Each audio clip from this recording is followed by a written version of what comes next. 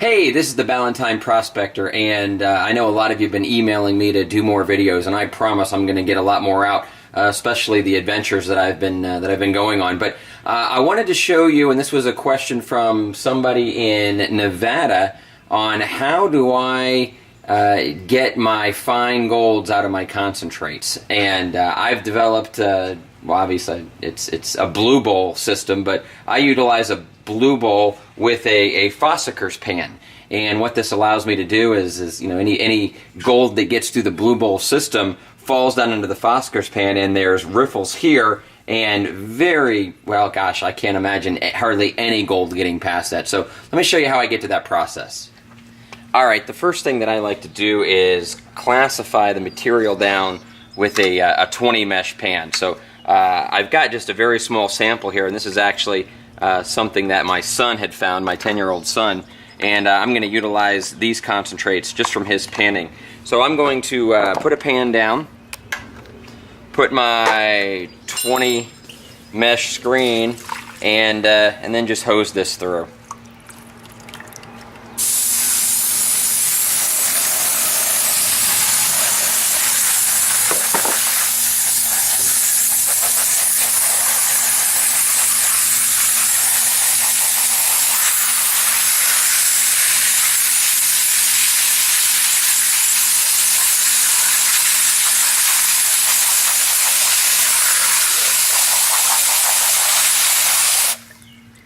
Okay, now anything smaller than 20 mesh is now into this pan, which I'm going to put right into my blue bowl. I'm going to move that over, and then I'm going to take over here, and then I'm going to flip this over because I want to pan this out just in case there was a nugget larger than 20 mesh.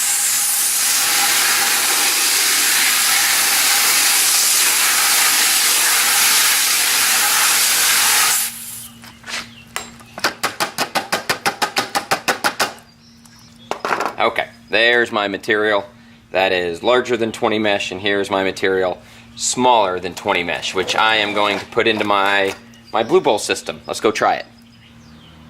Okay, let me just show you how I have this set up. Obviously, I've got my standard blue bowl, and how this works is water comes in and it does a whirlpool effect. All the light materials come down through a hole down into here, and then they come into my Fosackers pan, and as you can see here, it has a ripple system just like a sluice, and then the material has to run down through that into my tub, which has a recirculating little small pond pump right here that pumps the water right back up.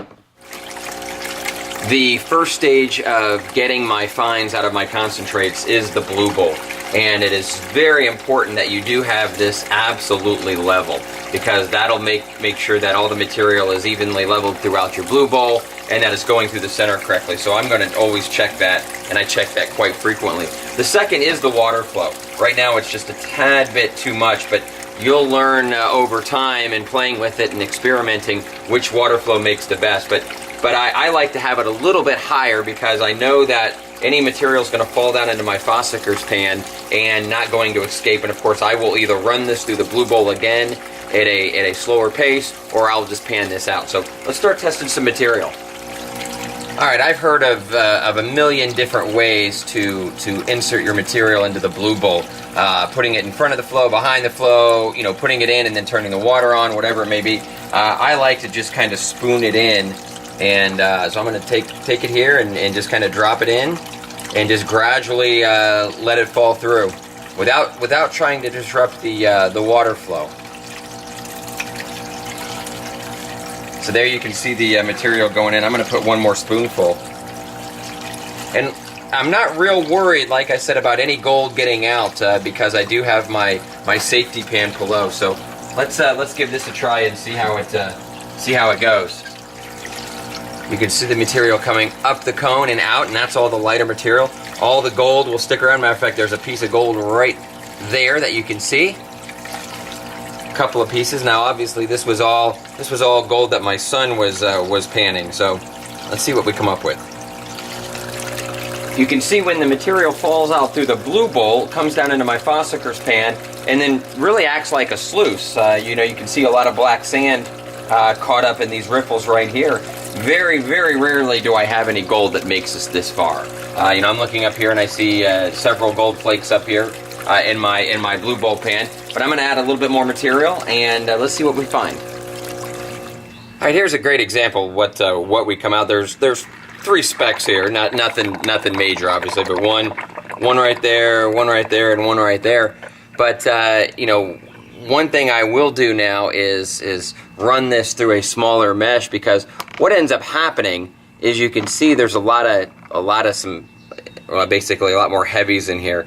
And if you're truly looking to get down to very, very fine flour gold, what happens is if there's larger rocks, and you know, not large at all by 20 mesh standpoint, but if it's larger than the flour gold, as these rocks go around, they will dislodge any flour gold. So if you're really truly trying to get down to that lower flour gold, you do want to do a 50, 60, you know, 80, even 100 mesh, so you make sure you have all these larger pieces of debris in your blue bowl out of the blue bowl, so it doesn't knock that flour gold out.